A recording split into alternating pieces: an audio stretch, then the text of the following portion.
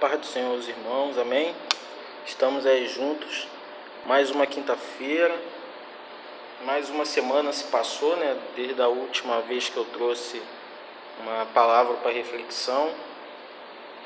E nós podemos dizer aí com certeza, né? Não canso de dizer isso, até aqui nos ajudou o Senhor, né? E continuará, e essa é a grande certeza que nós temos, né, que não só nos ajudou, mas continuará nos ajudando até que ou a primeira morte, né, a morte física chegue, ou até que o Senhor Jesus, né, arrebate a igreja e aí a gente vai estar com Ele na glória. Então, ter certeza de que Deus cuida de nós, de que Deus guarda, de que Deus protege, de que Deus provém, é algo fantástico que nós devemos valorizar muito, né? Porque nós temos a certeza de que o Senhor não vai nos deixar faltar nada do que é necessário, tá? É sempre bom lembrar isso. Nada do que Deus julga ser necessário para nós. Mas antes de eu entrar efetivamente na ministração aí da palavra que eu quero trazer para os irmãos e da reflexão que eu queria fazer com os irmãos acerca de um texto bíblico que tem falado muito ao meu coração nesses últimos dias, queria fazer uma oração junto com os irmãos, amém? Pai, em nome de Jesus, nós agradecemos a Ti, Senhor, por mais um dia, por mais esta oportunidade que o Senhor nos concede de estarmos juntos, refletindo, lendo, estudando e procurando entender aquilo que o Senhor quer para a Tua igreja nesse tempo. Ser com cada um dos irmãos, protege, guarda, provê, e que cada um esteja bem, e que cada um de nós estejamos, Senhor, sempre prontos para encontro com o noivo, não importa o dia e a hora, mas que possamos ser encontrados como as noivas prudentes nesse tempo. Muito obrigado, Deus, em nome de Jesus. Amém. Amém, querido. Queria compartilhar com os irmãos um texto que está lá em Provérbios capítulo 6, do versículo 6 ao versículo 9. Eu queria compartilhar e queria refletir com os irmãos acerca dessa passagem. Amém? Provérbios capítulo 6, do versículo 6 ao 9, diz assim: Vai ter com as formigas, ó preguiçoso, olhe para os seus caminhos e sê sábio, pois ela não tem chefe, nem guarda, nem dominador. Prepara no verão o seu pão, na cega ajunta o seu mantimento. Ó preguiçoso, até quando ficarás deitado? Quando te levantarás do teu sono? Amém, querido? Eu queria compartilhar com os irmãos essa passagem porque ela tem muito a nos ensinar. Primeiro porque, né, o autor ele vai falando assim, ele vai de cara fazer uma ligação ou uma comparação acerca da formiga. Então ele começa falando do preguiçoso em relação à formiga. Então veja bem, a formiga é um inseto que, veja, olha o que ele fala sobre ela. Ela não tem chefe, ela não tem guarda e ela não tem dominador. Então, qual é a motivação que uma formiga tem para trabalhar? O grande problema que a gente encontra ao longo da história, da nossa história, a história humana, é que trabalho sempre foi relacionado a algo ruim. Só que, biblicamente, isso não é verdade. O trabalho, ele sempre foi... ele é considerado na Bíblia como uma qualidade importante que você tem que ter. Tá? É algo que Deus ele gosta de ver o crente trabalhador. O crente que busca, né, melhorar a sua condição, que busca melhorar a situação da sua família. O apóstolo Paulo chega a dizer em determinado momento que, né, o homem que não cuida, né, o homem que eu digo o ser humano que não cuida do seu, que não sai para trabalhar para cuidar da sua própria família, cara, ele é o pior de todos. Então, não existe essa coisa assim de você e eu termos aversão ao trabalho. Eu quero falar sobre trabalho hoje, né? Não tem isso, você tem que acordar todos os dias, trabalhar com disposição, porque você faz aquilo que você gosta. Deus te deu a oportunidade de escolher aquilo que você quer. Eu até estava conversando com um amigo hoje de manhã, né, eu estou gravando esse vídeo à tarde.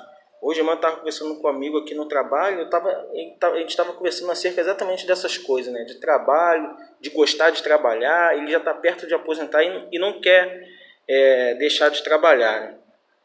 Então, e aí ele me perguntou se eu era satisfeito com o meu trabalho. Eu falei, cara, assim, fazendo uma leitura, né, da minha vida, desde quando eu comecei a trabalhar, e eu comecei a trabalhar aos 17 anos, como menor aprendiz, e aí depois eu fui, né, caminhando na vida militar. Então, assim, Deus sempre me deu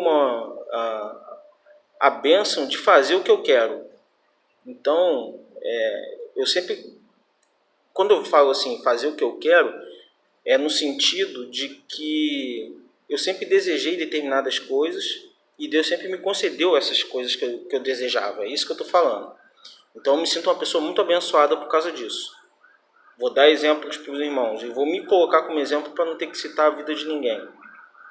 Então, vamos lá. Eu lembro que aos 16 anos eu fui fazer um curso de menor aprendiz na Fundação da Infância e Adolescência. E lá eles tinham um convênio com várias empresas, e dentre essas empresas estava a Casa da Moeda, que eles falavam sempre que era a melhor empresa de todas. Então ali sempre iam os melhores do curso.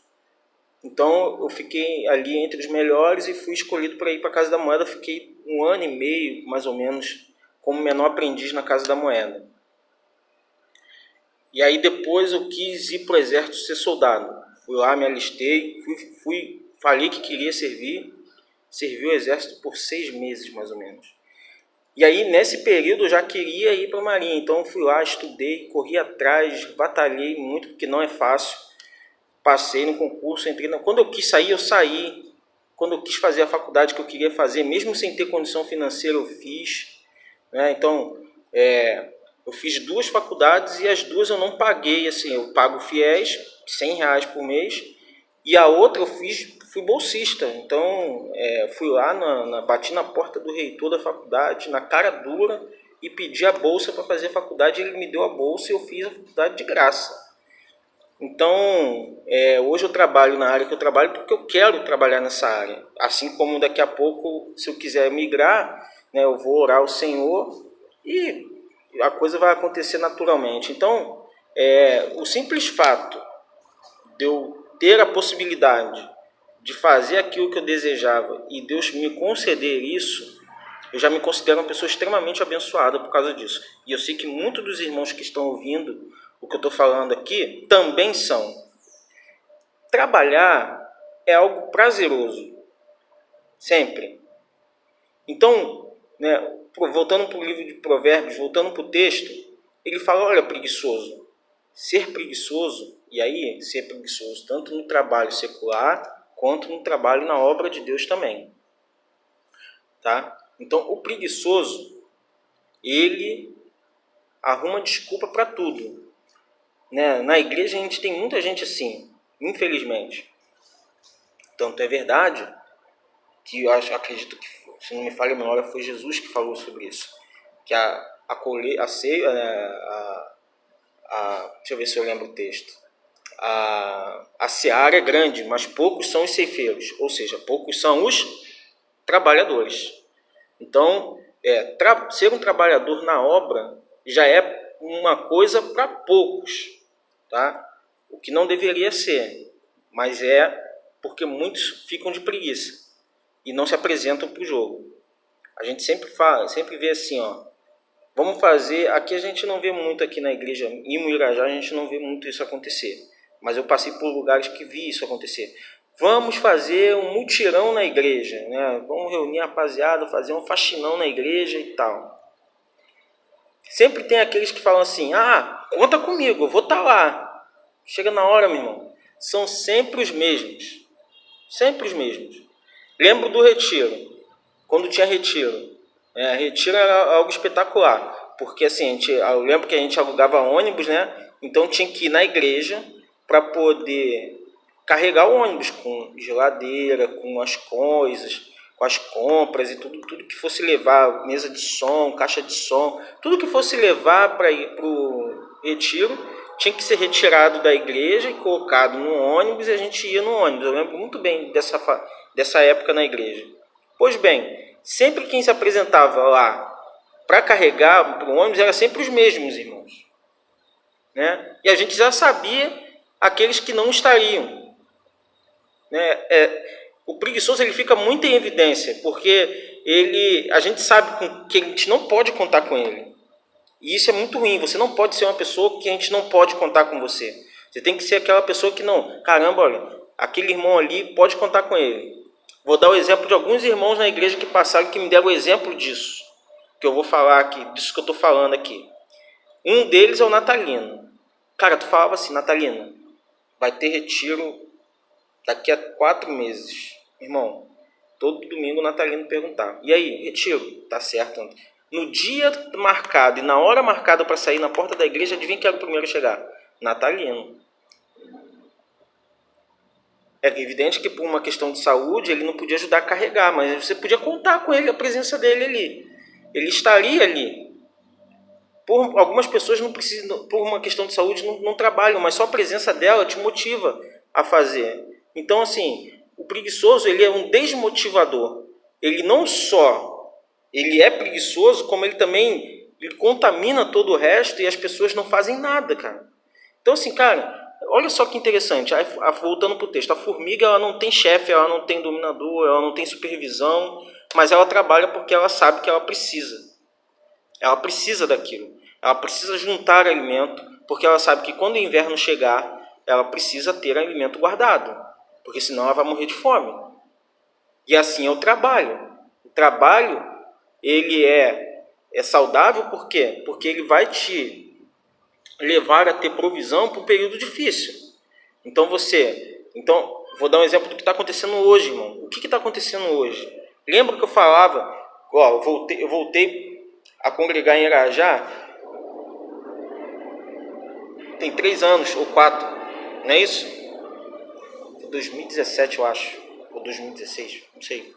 Mas deve ter entre 3 ou 4 anos que eu voltei do Rio da Prata para cá. E uma das primeiras, sei lá, as primeiras 5 ministrações, eu falei sobre essa questão, enxertado em outras palavras, mas agora eu estou falando exclusivamente sobre isso. Eu falei que, na época eu falei que ganha muito quem tem problemas difíceis para resolver. Quanto mais complexo o problema que você tem para resolver, maior vai ser o seu ganho, maior vai ser o seu salário. Até dei exemplo, por exemplo, para fazer faxina, ganha pouco. Por quê? Porque muita gente pode fazer isso. Se você tem muita gente, para uma vaga só, a lei da oferta e procura. Se você tem muita oferta, né, muita mão de obra disponível, o salário tende a cair. Agora, lembra desse exemplo que eu falei. Se eu quero construir uma ponte, é qualquer pessoa que pode projetar uma ponte? Não. Eu preciso de um engenheiro civil. Lembro na época que até a Sirlene falou que eu falei engenheiro só, e ela terminou a minha frase. Ela falou, não, engenheiro civil. Eu lembro até desse detalhe. Então, assim, você precisa de um engenheiro civil para poder projetar uma ponte. Você consegue engenheiro civil na mesma quantidade de profissionais que você acha para fazer um serviço geral, uma faxina? Não, porque é uma profissão, é uma atividade que você precisa ter um certo conhecimento sobre determinados assuntos que só fazendo uma faculdade de engenharia civil você vai conseguir ter. Então, se você tem pouca gente com conhecimento específico, o salário tende a ser maior. Por quê? Porque você tem pouca gente e você tem muita vaga disponível. Então, é mais ou menos isso que está... O que está acontecendo hoje? A crise que a gente está vendo chegar, e ela nem chegou ainda, que é a crise econômica que vai vir forte, ela tem como uma principal característica causar desemprego aonde? Que setor da sociedade? Aonde está a mão de obra menos qualificada. É esses caras que estão sofrendo mais. Quem tem a mão de obra mais qualificada está conseguindo se manter. Não está ganhando o salário que talvez ganhava no passado, mas está conseguindo se manter empregado, porque a mão de obra dele é qualificada. Entende a importância de você continuar estudando ao longo da sua vida? Uma vez alguém disse para mim isso. Uma vez você entrou na escola, você nunca mais sai dela. O dia que você sair, alguém vai te atropelar e vai tomar a sua vaga. Então, percebe a importância de você continuar uma educação continuada, de você continuar estudando, não ter limites para isso? Porque quanto mais qualificado você for, menor a possibilidade de você ficar desempregado. Agora, o preguiçoso, ele não consegue enxergar dessa forma. O preguiçoso, ele consegue fazer o seguinte, cara, ele é impressionante. Ele vai e faz o seguinte: não, eu não quero trabalhar, eu não quero buscar qualificação, mas eu quero ganhar dinheiro. E reclama pra caramba por causa disso, né? Eu quero ganhar dinheiro, mas eu não quero me qualificar, eu não quero estudar, eu não quero me preparar, eu não quero fazer nada disso, mas eu quero ganhar dinheiro. Aí fica complicado. Da mesma forma que agora o trabalho dentro do corpo de Cristo também funciona assim. O cara, ele quer todas as honras, mas ele não fez nada, cara. Ele não fez nada, ele só chegou ali no finalzinho e pegou o copo que estava no chão. Ele já acha que ele tem que ter todas as honras e tudo mais. Não é assim que as coisas funcionam. Nós, como uma formiga, como nós não temos, e aí, se eu não tenho chefe, não tenho guarda, não tenho dominador, quem é o meu dominador, quem é meu chefe, quem é meu guarda? Eu já falei isso antes também, é o Senhor Jesus. Então eu trabalho pensando de que quem paga o meu salário não é o meu chefe humano, né, aquele dono da empresa, ou o governo, para quem é funcionário público. Não, o meu chefe é o Senhor, é Ele que provê, é Ele que me dá meu sustento, é Ele que me dá vida, é Ele que me dá saúde, é Ele que me dá a possibilidade de estudar, é Ele que me deu inteligência para buscar essas coisas. Então Ele é meu chefe. Em última análise, o Senhor Jesus, Ele é o meu chefe, Ele é o seu chefe. Então não tem por que ficar de preguiça. Eu tenho que ser sábio. O que é uma pessoa sábia? Para encerrar, o que é uma pessoa sábia? A pessoa sábia é aquela que olha e aprende observando. O inteligente, ele aprende com os próprios erros, mas o sábio, ele aprende com o erro dos outros.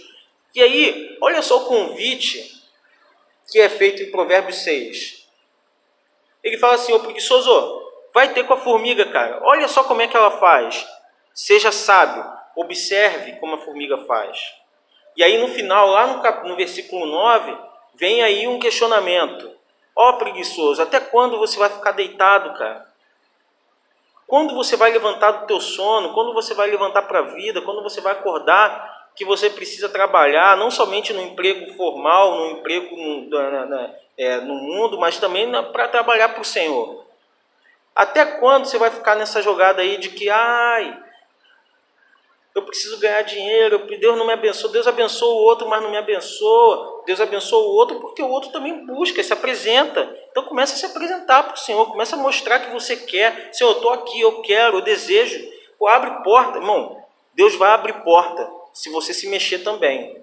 Tá? Não é só ficar no campo da oração, buscando ali, né, sentadinho. Não, você tem que agir também, você tem que começar, a dar passos. Né? O mar, ele só se abriu para Moisés porque Deus falou: cara, anda, vai lá, toca, e anda sobre as águas. Anda sobre as águas não, perdão, anda sobre as águas foi Pedro. E anda, diga o povo que marche, diga o povo que se movimente. Né? E aí o povo se movimentou, o mar se abriu. Agora, se o povo também ficar parado, o mar vai ficar na dele lá. Porque você tem que ter uma atitude de fé. Você tem que ter uma atitude de alguém que quer alguma coisa, de quer buscar. Se você não tiver essa atitude, nada vai acontecer, irmão. Vai ficar tudo parado. Você não pode ficar parado, eu não posso ficar parado. Jesus vai voltar logo ali, mas nem por isso agora eu vou ficar sentado e vou esperar Jesus voltar, porque Ele vai voltar mesmo, então não preciso fazer mais nada. Não é isso. Eu preciso continuar estudando, eu preciso continuar buscando. Né? Outro dia eu estava conversando com alguém, não lembro quem. Cara, eu vou fazer uns concursos esse ano aí, porque eu terminei lá a faculdade e tal, então eu vou fazer... Cara, mas Jesus vai voltar, para que tu vai fazer concurso? E cara, porque Jesus ainda não voltou.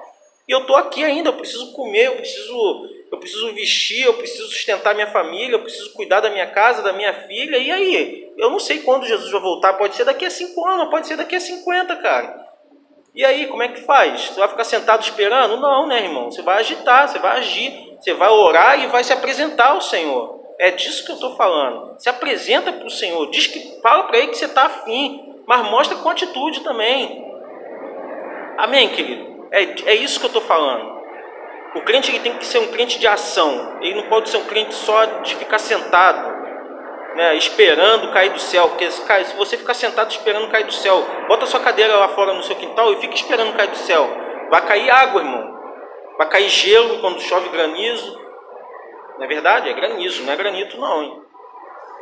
Então, age, vamos lá, vamos querer, vamos se apresentar. Não fica sentado esperando não, meu irmão. Amém, querido? Eu quero deixar essa reflexão para os irmãos. É tempo de orar, é tempo de buscar. Estamos vivendo os últimos momentos da igreja na terra, mas ainda não sabemos quando Jesus vai voltar. Pode ser daqui a 10 anos, pode ser daqui a 5 anos, pode ser daqui a 1 ano, mas pode ser daqui a 50, 60 anos. Então, até que isso aconteça, você e eu estamos aqui sujeitos às coisas desse mundo. Então você precisa continuar trabalhando, precisa continuar buscando, precisa continuar estudando, precisa continuar trabalhando não somente no mundo, mas também na obra do Senhor, porque vidas ainda vidas ainda precisam ser salvas, o evangelho ainda precisa ser espalhado. Amém, querido? Então vamos lá, vamos olhar a formiga e vamos ser sábios, vamos aprender com elas. Amém, querido? Fica com essa palavra nessa noite em nome de Jesus e até breve. Amém?